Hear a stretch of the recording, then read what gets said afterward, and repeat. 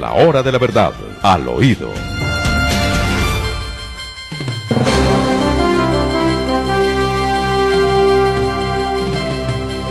Al oído, William. Bueno, doctor Londoño, esto está más bueno que gallina, y hablando de lo que está pasando en el Congreso de la República con el doctor Álvaro Uribe Vélez y con el Consejo de Estado. Pero escuchemos una voz de una persona independiente que está hablando del tema y de qué manera, cuando hace un paralelo. Mire lo que dice la voz autorizada de Carlos Antonio Vélez Naranjo. Sí, en el que se permite la impunidad que en este momento tenemos, que se permite que gente que podría ser juzgada en otros países por genocida tiene sitios fijos, firmes, en el Congreso o en el Senado, como se llame, o en la Cámara, en no sé dónde, ¿cierto? Y que camina por las calles defraudando a las víctimas. ¿Usted cree que...? Y aquí no pasa nada, porque aquí no pasa nada. Cuando se hace un plebiscito, para que digamos sí o no, se dice que no y al final es sí. ¿Usted cree que aquí la gente sale a pedir un jugador de selección? Si no ha impedido que pase eso, que los crímenes de lesa humanidad que este país ha tenido, ¿cierto?, pasen por alto y los genocidas lleguen a ser hasta candidatos a la presidencia de la República, ¿no? Y la gente no se ha rebelado frente a eso. Se va a rebelar frente al técnico de la Selección Colombia porque no llama a Duque. No, eso no pasa en este país.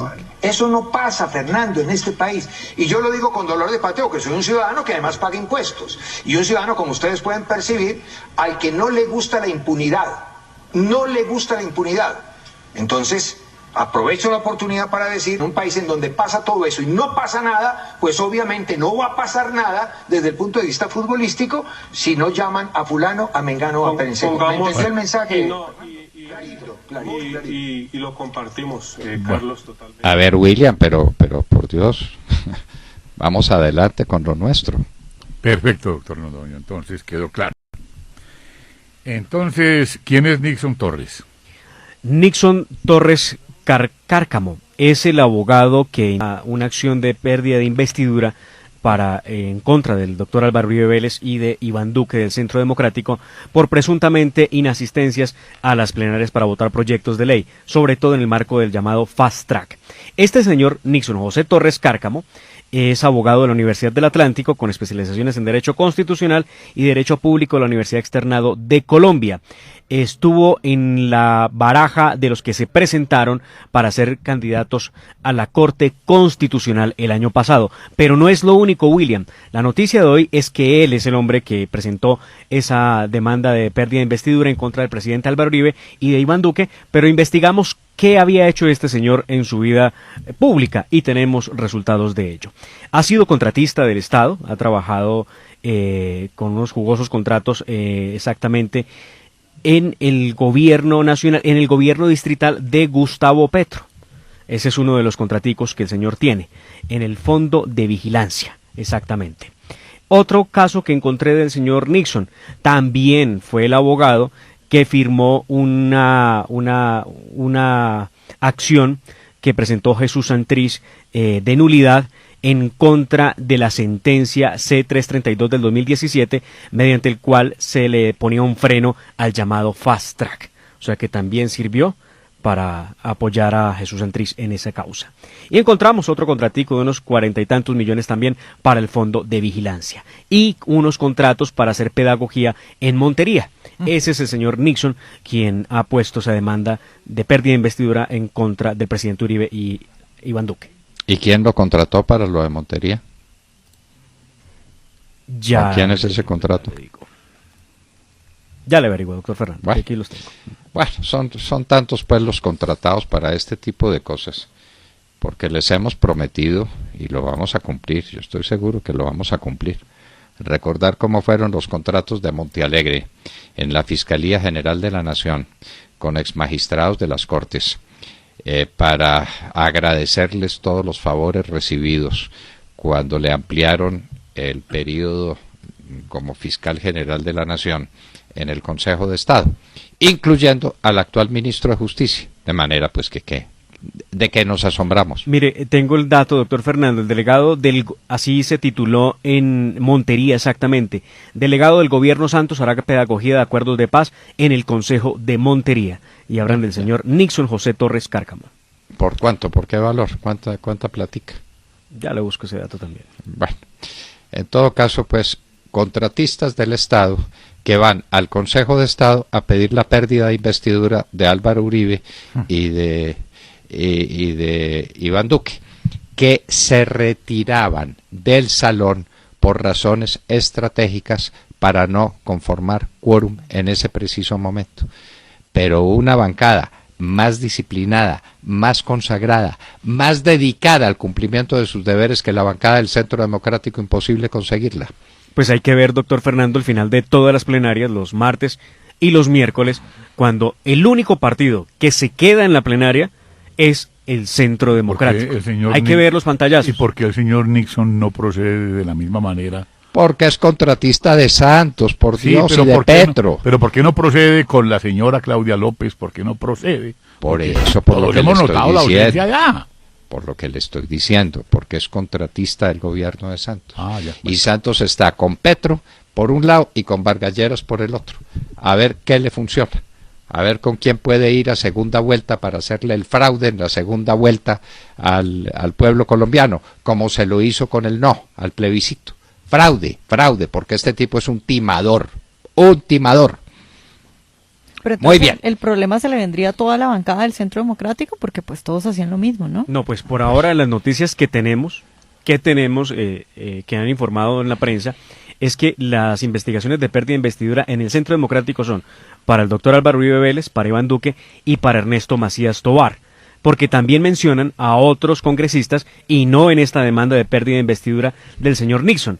De otros abogados que aparecieron pues con la idea de demandar la pérdida de investidura por inasistencia al Congreso.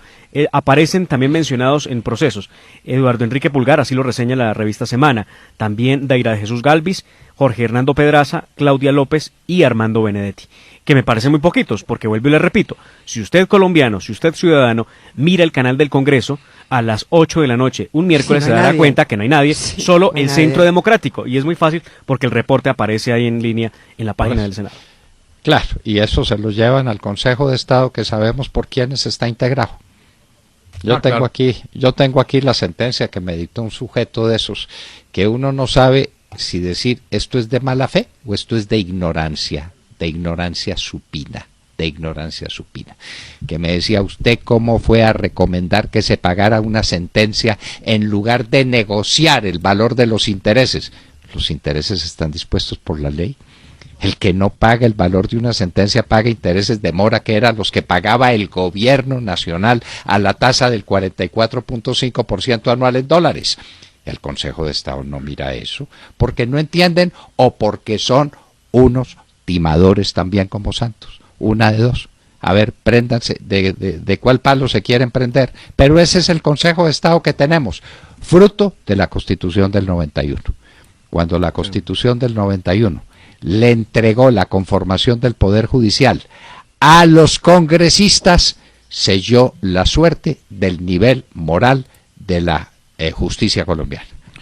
Anoche, Eso, para corregirlo, presentamos un proyecto de reforma constitucional, lo presenté yo personalmente, y eso lo enterraron. Y ese proyecto estaba aprobado y redactado en su fase final por toda la Corte Suprema de Justicia de Colombia. sí, señor. Y fue ¿Y engavetado. qué se hizo ese proyecto? Engavetado.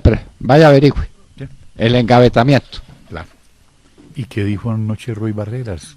Pues Roy Barreras, William, después de 3 horas y media de reunión con la bancada del partido de la U, tomó la decisión que muchos veíamos venir desde hacía mucho tiempo. Recuerde usted, William, que a mediados del año pasado, cuando salió de la presidencia del Congreso el señor caldense Liscano.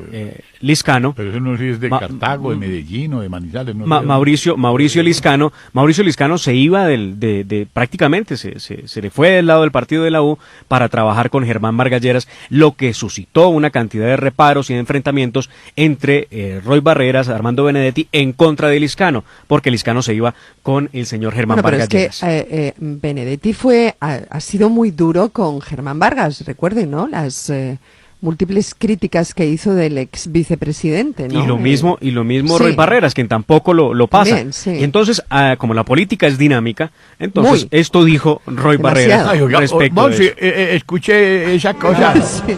Ha sido una larga jornada, una difícil decisión que seguramente informará oficialmente el señor presidente del partido, pero después de cerca de 4 horas de debate se han contemplado varios elementos. Influyó, y no de poca manera, lo que ha ocurrido en las últimas horas. El partido de la U es el partido de la paz. Construyó la posibilidad de una paz estable y duradera. La reiteración de unas posturas claramente ajenas y contrarias a la posibilidad de la paz alejan, hacen imposible la posibilidad, el hecho político de que el partido de la paz entregue sus banderas. Todo lo contrario. Hemos autorizado al presidente del partido, Aurelio Iragorri, para que establezca un acuerdo político programático sobre los puntos que este partido ha defendido, empezando por la paz, con el candidato Germán Vargas Lleras. Ahí está clara, la continuidad de la paz del presidente Juan Manuel Santos y la paz del partido de la U, que es el gran impulsor de este tema de impunidad y elegibilidad política para los guerrilleros. Pero entonces se le cae el discurso a Vargas Lleras, porque su campaña ha estado basada en que él va en contra de las FARC. Le importa una higa. Vargas Lleras no tiene doctrina distinta de su propio interés. No más.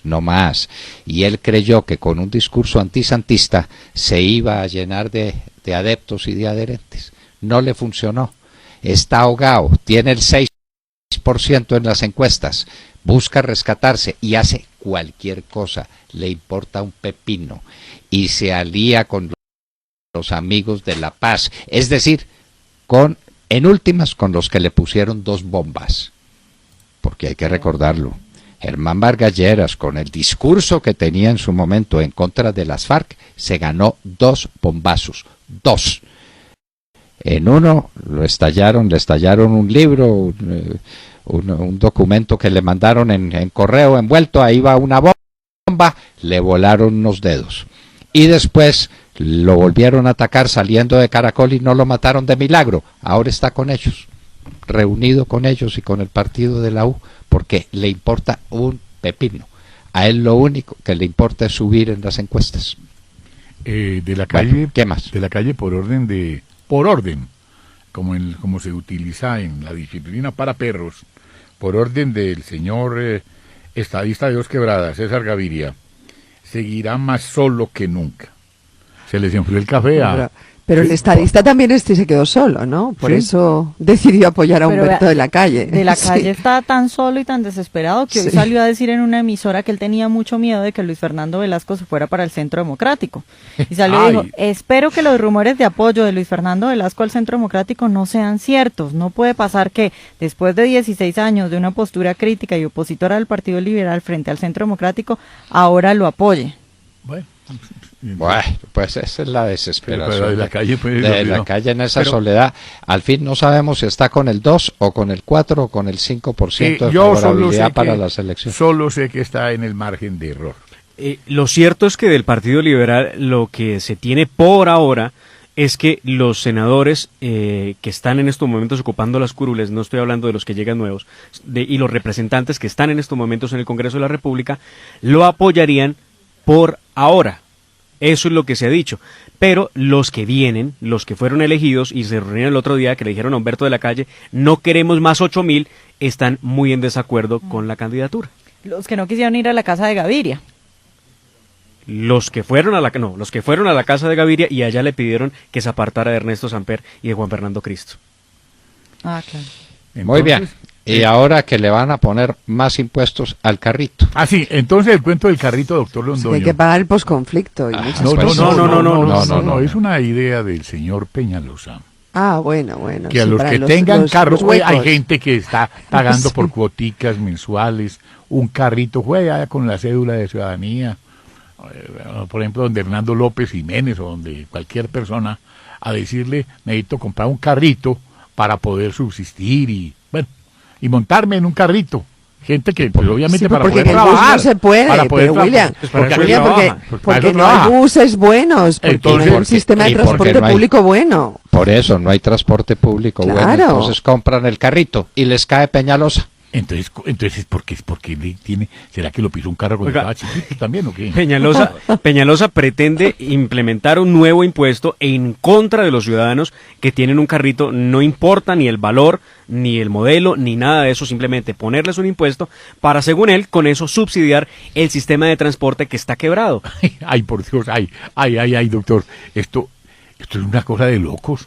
Es decir, un impuesto a los que tienen carro para pagar la quiebra del sistema de transporte De Transmilenio. Del Transmilenio Para que hablemos claro. y del SITP. que Vamos lo a pagar deja- la Ay, esos platica. buses azules, Oiga, ay. vean, esto es bien interesante. Vamos a pagar la platica con los impuestos, el nuevo impuesto para el carro, que el hueco fiscal que dejó Gustavo Petro cuando le dio por bajar de precio el sistema de transporte masivo en Bogotá, porque de ahí viene el gran problema, ¿no? Claro, exactamente. Entonces hay que pagarla. Entonces no lo pagan los que se montaron en el Transmilenio barato, sino que los pagan los que tienen su carrito, en muchísimos casos su único patrimonio. ¿Sí? Le invierten la plata al carrito, lo quieren, lo consienten. Son las no piernas, hay transporte público sí. alternativo y entonces a pagar impuestos, a pagar los desastres de Petro, la demagogia de dar cosas baratas que no existen. Es como cuando salen a la calle, queremos educación de calidad y gratuita.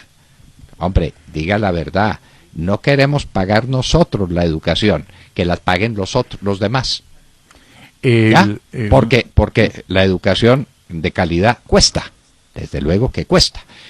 Y cuesta Bueno, y no hay país que aguante semejante carga, ¿no? Vieron que ayer la Corte Constitucional aprobó ese acto legislativo por el cual durante 20 años, que no es cualquier cosa, se va a destinar el 7% de los recursos de las regalías a lo que es el llamado posconflicto, que eso es un concepto tan amplio, a tapar los huecos que deja Santos, a tapar los huecos que dejan los robos, los contratos. Entonces eso es el posconflicto.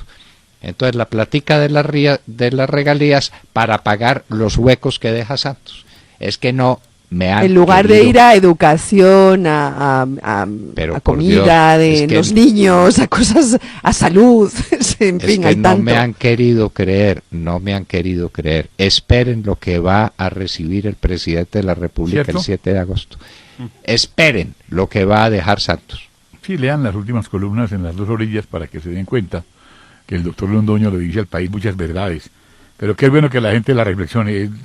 Ya para rematar, el hombre más importante de la izquierda colombiana, el hombre transparente, honorable, honesto, Jorge Enrique Robledo Castillo, dice, Humberto de la Calle confirmó que se quedaba con el sector político del que nunca salió, con el Partido Liberal de Gaviria, Samper y Santos. Es decir, como parte de los mismos con las mismas que hay que vencer si se quiere cambiar a Colombia. Bueno, pero hay que Oiga. decirle a Robledo que Muerto de la Calle no fue que no quisiera, o sea, no pudo. Tengo una perlita para terminar. Ustedes Está vieron bien. la salida del señor Néstor Raúl Correa de la JEP, ¿cierto?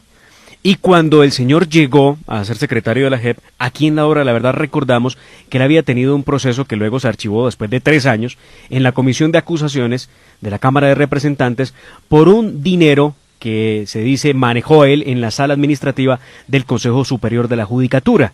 En su momento se denunció porque había destinado 1.365 millones de pesos a capacitación y formación de comunidades indígenas y afrodescendientes para que pudieran demandar en los procesos de restitución de tierras.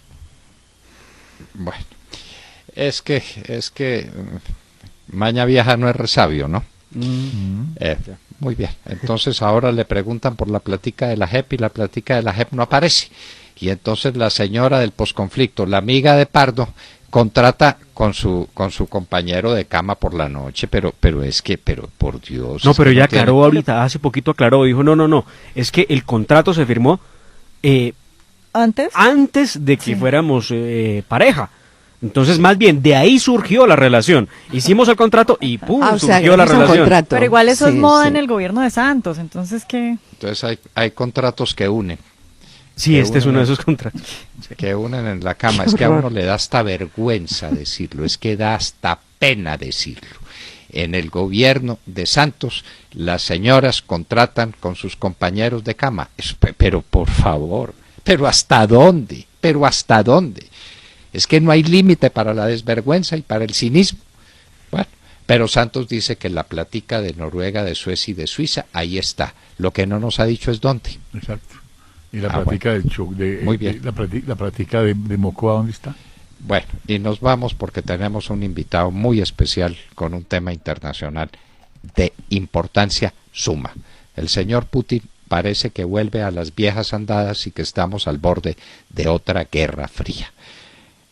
Román Ortiz estará con nosotros en un minuto y les hablábamos al oído.